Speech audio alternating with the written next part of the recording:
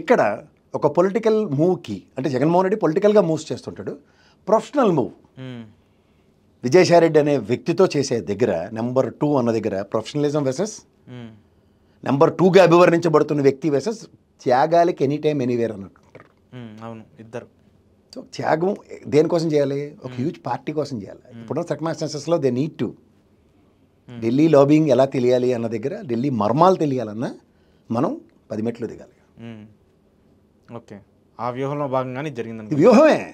Professional వ్యూహాలు ఎలా ఉంటాయంటే 16 నెలలు జైల్లో పెట్టి వచ్చిన తర్వాత ఏమైందో తెలిసిన తర్వాత ఇప్పుడు 11 స్థానాలకు వాళ్ళకి చూడండి, ఎప్పుడైతే లోపలికి రాని దగ్గర వీళ్ళు రెడీగా ఉన్నారు వచ్చేసామని దానికి 16 నెలల జైలు వెసెస్ సంవత్సరంన్నర ధర్మపోరాట దీక్షలు అన్న దగ్గర వీళ్ళు ఈల్డ్ అవ్వడానికి రెడీగా ఉన్నారు, కానీ ఈయన ఈల్డ్ అవ్వడానికి సిద్ధంగా లేడు. అవును, ఒక జాతీయ పార్టీ శాసించే స్థాయి ఉన్నా సరే పద్ధతులు ఎవరి కోసమైనా మార్చుకోవచ్చు అన్న స్లోగన్ జగన్మోహన్ రెడ్డి దగ్గర లేదు.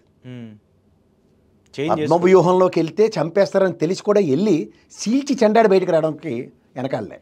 ఇప్పుడు మీకు మళ్ళీ చెప్తున్నా, 2014 ఎలక్షన్ తండ్రి చనిపోయారు సింపతితో గెలిచేస్తాడు అనుకున్న దగ్గర సింపతి పనిచేయలే ఆయనకి. అవును, అప్పుడు ఆయన అవమానంకి గురయ్యాడు, 67 స్థానాలతో పరిమితమయ్యాడు.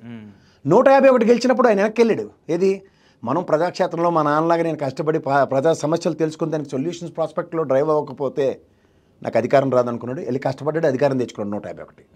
మళ్ళీ ఇదే కేంద్ర ప్రభుత్వ క్లస్టర్లో 16 నెలలు జైల్లో పెట్టినట్టు 11 స్థానాలకు పరిమితం చేశారు, బెదిరిస్తూనే ఉన్నారు.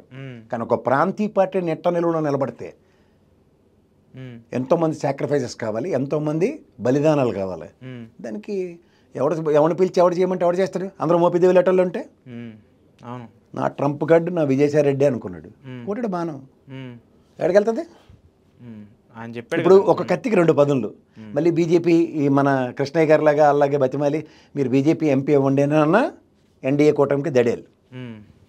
ఎన్డీఏ కూటమిలో ఆయన రాజీనామాకి చిరంజీవి గారికి వెసులుబాటు కల్పించారు అనుకోండి రాజ్యసభ. ఇప్పుడు వేకెన్సీయే కదా. అవును, ఏంటంటే సాల్వా కప్పారు, ఏంటంటే దండం పెట్టారు, మా అన్నయ్యతో దండం పెట్టిస్తారని ఉక్కిరిబిక్కిరి ఆడిపోయిన పవన్ కళ్యాణ్ లేటాడు. గేడు దాకా భార్యాభర్తలు వచ్చి సాగనంపిన తర్వాత కూడా అవమానం అని ప్రతిఘటించే దగ్గర ఏ విజయసాయిరెడ్డి రాజీనామాతో చిరంజీవి లాంటి వ్యక్తికి అవకాశం కల్పించబడితే ఎవరికి సమాధానం చెప్తున్నట్టు? ఓకే, ఇక్కడి నుంచి మూవ్ అట్టేసారా? ఒక కత్తికి 2 దెబ్బలు అంటారు చూడండి, కత్తికి 2 పక్కల పదునుంటే that is a professional move. బతిమాలి విజయసాయిరెడ్డిని తెచ్చుకున్న బీజేపీ అలా జరిగే ఛాన్సెస్ ఉంటాయా? జరగవు, వ్యవసాయం చేసుకుంటానంటాడు. ఒక ప్రొఫెషనల్ ఇంజనీర్ వ్యవసాయం అంటే భారతీయుడు సినిమాలు ఎగేసుకుని మరీ చూశారు కదా, వ్యవసాయం చేస్తున్నాడంటే ముసలుడు సమాజంలో ఉన్న దీన్ని టకటక ఎత్తున్నాడని అర్థం. ఈయన చార్ట్ అకౌంటెంట్, ఖచ్చితంగా ఏది బ్లాక్ ఏది వెయిట్ ఎత్తాడు అనుకోండి. సో ఇప్పటి నుంచి ఫ్రంట్ ఎండ్ నుండి రాజకీయం చేసిన విజయసాయిరెడ్డి బ్యాక్ ఎండ్ నుండి ఒక స్ట్రాటజికల్గా రాజకీయం చేయబోదు. ఆయన ఎప్పుడు బ్యాక్ ఎండ్లో ఉన్నాడు, వీళ్ళు బలవంతాన్ని తీసుకొచ్చి ప్రత్యక్ష రాజు నెల్లూరు నుంచి నిలబడు, ఈ తెప్పేలాగల కన్నా నువ్వు బెటర్, పోయినాడు కానీ పోయింది పొల్ల ఉన్నది గట్టి అనుకుని ఒక ఆప్షన్ ఎక్స్పోజ్. మీకు అందరికీ తెలుసు తెలీదు, జగన్మోహన్ రెడ్డికి విజయసాయిరెడ్డి గారు ఫస్ట్ చెప్పింది ఏంటి తెలుసా?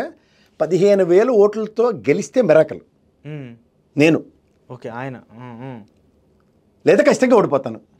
ఇది ఆయన ఎలక్షన్కి ఆయన రచించుకున్న గ్రంథం తెలుసా ఆయనకి ముందుగానే. అరే 15,000 ఓట్లతో నేను గెలిస్తే మిరాకల్, లేదా ఖచ్చితంగా ఓడిపోతాను. పార్లమెంట్ 15,000 ఓట్లు అంటే నవ్విపోతాడు అన్న. అవును,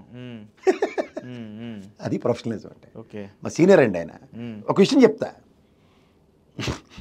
పొలిటికల్ మూవ్స్ ఇటు పచ్చివేళకి ఎవరికి నోట్లో పడుతుంది? అపోజిషన్స్కి మూవ్స్ ఎలా ఉంటాయి. అందుకనే పొలిటికల్ మూవ్స్ చూశారు. పొలిటికల్ మూవ్స్కి ఎప్పుడైతే ప్రొఫెషనల్ మూవ్స్ యాడ్ అయితే ఎక్కడ తగులుతాయి చూసుకోండి. ఇప్పుడు ఎగేసుకుని చిరంజీవి గారికి రాజ్యసభ ఇచ్చినా కానీ ఇక్కడ ఇంకోటి వినిపిస్తుంది ఏంటంటే ఆయనకి కొంచెం సీ పోర్టుకు సంబంధించిన వ్యవహారాలు, ఆయనకు సంబంధించిన కేసులు కావచ్చు, లేదంటే ఆయన మీద ఉన్నటువంటి మీరు వాళ్ళ ఛానల్లో గంటల సింపుల్ చెప్తే ఆ కేవీరావే బినామీ తీసుకెళ్ళి చంద్రబాబు గారు రాయాలన్నా పోర్ట్ ఏదైనా పెట్టారు. నెక్స్ట్ గవర్నమెంట్ మారింది, మారినప్పుడు ఏంటి నేను సర్వే అవ్వాలి. ఏమైనా బ్యాగ్ మీద కట్టాడు చంపేసి మొత్తం రాయించుకుంటాడు, కానీ వాళ్ళు జస్ట్ 40% ఎందుకు రాయించుకున్నారు అంటే అది పొలిటికల్ మూవ్, పొలిటికల్ సర్వైవల్. ఇక్కడ ఇప్పుడు మళ్ళీ ఎత్తి మడత తెచ్చేసి మొత్తం మాదే ఇది మాదే ఇది మాదే అని బ్రహ్మానందంలోకి ఎత్తేసుకున్నారు. దాంతో విజయసాయిరెడ్డికి ఏం సంబంధం? ఇప్పుడు అదే కదా ఆయన మీద ఆరోపణలు వస్తాయి. ఏంటంటే ఆయన పెళ్ళి అయింది, ఎవరో వాళ్ళ అమ్మాయిని వాళ్ళ అల్లుడికి ఇచ్చారు, అల్లుడు తమ్ముడు ఏమో అలాంటి వెళ్ళి లెక్క వ్యాపారం చేసి ఈయన వెళ్ళి పోర్ట్ వ్యాపారాలు చేస్తే ఈయనేడు చేస్తాడు. నేను అల్లుడిగా ఉన్నందుకు అప్పుడు జీవితాంతం నేను బెయిల్ ఎత్తాను, ఆయన కేసులు వెనకాల నేను తిరుగుతున్నాడు, పెళ్లి పత్రాలు ఇవ్వడం, సంతకాలు పెట్టినాడు ఇవ్వడం, మామూలు ఉంటే చూపించండి. ఓకే. లేకపోతే ఇలా విజయమాల ఇక్కడికి పెళ్ళినప్పుడు వాళ్ళ మామేమన్నా బాండ్ రాసాడేటే ఈడు అవినీతి చేస్తే నాది బాధ్యత అని.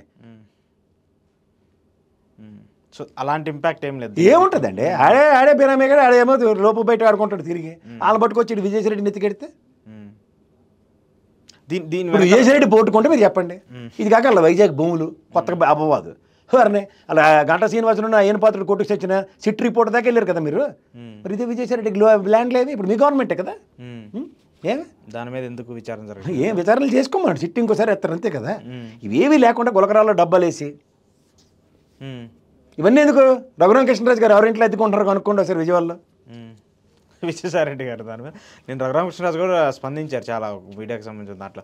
ఆయన విజయసాయిరెడ్డి గారు రాజీనామా చేయడం నేనే ఊహించలేకపోతున్నాను, కానీ ఆయన తీసుకు మీరు దెబ్బేసింది కూడా ఎవరు ఊహించుకోలేపాం కదా సార్. మీరు 10 రోజులు ఇక్కడ తెలుగుదేశం వాళ్ళు టికెట్ ఇస్తారనగా సరే గాబరా ఆపుకోలేక ఢిల్లీ సాధించిన తర్వాత మీరు సౌత్ పోర్లాగా చేసింది కూడా ఎవరు ఊహించలేదు కదా. ఏమైంది అవుట్కమ్? మీకు సింపుల్ లాజికల్ చెప్తా సార్. సిఎల్పి విలీనం ఇక్కడ బట్టి వెక్కమార్ గారితో సైతం వదిలేసి పాపం మిగిలిన వాళ్ళందరూ విలీనం అయిన తర్వాత కాంగ్రెస్ ప్రభుత్వం వచ్చింది ఇక్కడ. అక్కడ మీరు మనలో అనమాట నలుగురిని రాజ్యసభ ఎంపీలు విలీనం చేసిన తర్వాత ఎవడో ముక్కు ముఖం తెలియని సుజనా చౌదరి గెలిచాడు, సీఎం రమేష్ కూడా గెలిచేసాడు కదా ఆయన అనకాపల్లి. అక్కడ రాయలసీమ నుంచి అగ్గేసుకెళ్తే వాళ్ళు ఎడ్డు మాలోకాలని అందరికీ తెలుసు అక్కడ. సో అలాంటి స్ట్రాటజీని ఇప్పుడు జగన్మోహన్ రెడ్డి వాడుతున్నారు. ఆబ్వియస్లీ వాడతాడు, మరి వాడకుండా ఎవరు చేసి. ఇప్పుడు turn the page, learn the work. నేను అసలే స్టబర్న్గా ఉన్నవాడికి ప్రొఫెషనల్ ఉన్నాడు. మనం 11 మందితో మనం చేసి చచ్చిపోయేది ఏం లేదు. రాజ్యసభలో 11 ఉన్నా సరే మన బతకనివ్వట్లేదు. పొలిటికల్ మూవ్స్ మనకు తెలియాలి. మన మూవ్స్ మన దగ్గర ఉన్నప్పుడు మన కార్డ్స్ మనం ఓపెన్ చేయం. మన కార్డ్స్ ఓపెన్ చేయాలంటే మోపిదే ఒక్కడికి ఎందుకు రికార్డింగ్ డాన్స్ ఏంది జగన్మోహన్ రెడ్డి చేతిలో?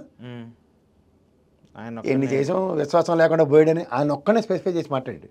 మిగిలిన ఎందుకు మాట్లాడలే? అది తెలిసి ముందే పారాచూట్ బ్యాచ్లు ఇవన్నీ తెలిసి కూడా రాజకీయ. ఇప్పుడు నిన్న దీంతో పాటు ఇంకో పేరు అనిపించింది. ఎవరు? అయోధ్య రామరెడ్డి తమిళోడు ఆర్కే ఎక్కడికి వెళ్ళాడు? ఫస్ట్ కాంగ్రెస్కి వెళ్ళాడు. ఫస్ట్ నుంచి ఇటు వచ్చి మళ్ళీ అక్కడ ఏట్లేదు అడవాడే డబ్బాల గులకరాలు వేసి కొడుతున్నారు. కానీ చీకటి దెబ్బేదో ఉంది అన్నది ఒక హింట్ ఆల్రెడీ ఆయన దగ్గర ఉంది కదా. కానీ ఆయన ఎంత స్టబర్న్ అంటే జగన్మోహన్ రెడ్డి ఒక మూవ్ డిసైడ్ అయిన తర్వాత పొలిటికల్లో వేరే మూవ్కి ఆప్షన్ ఎక్స్ప్లోర్ చేయడం ఇంకో దాన్ని ఎత్తుక్కోడు, అనవసరం.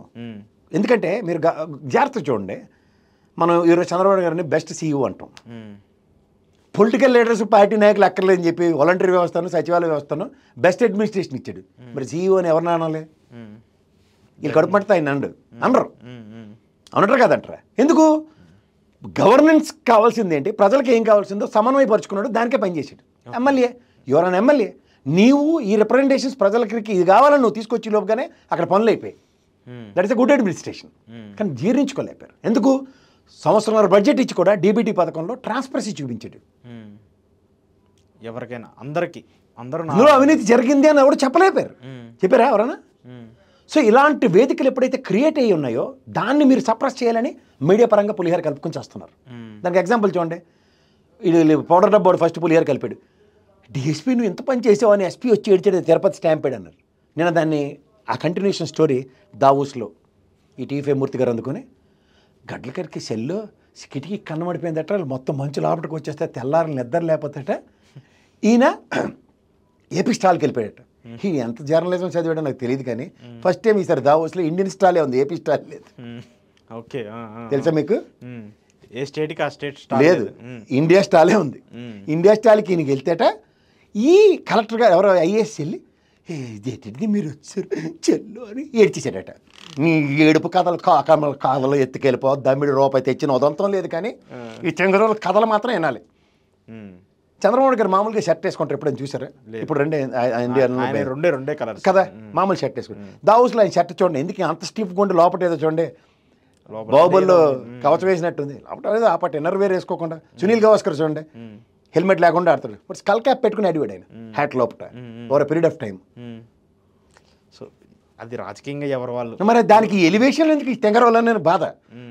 ఇప్పుడు ఎలివేషన్స్ ఆ టోటల్ డిఫరెంట్. దావోస్ నుంచి రూపాయి రాలే. ఇప్పుడు ఏంటంటే దీన్ని పక్కదారి ఎట్టించాలంటే విజయసాయి రెడ్డి దీన్ని వాళ్ళు జగన్మోహన్ రెడ్డి ఏంటంటే చాలా ఇన్నాళ్ళు వాళ్ళు ఆడుకున్నారు, మనం మూవీ దీన్ని బిస్కెట్ వేస్తే వాళ్ళు ఎలా కలిపడిపోతారో చూద్దామా అని విజయసాయి రెడ్డి వాళ్ళు గంట మాట్లాడుకుని ఉంటారు రాత్రి.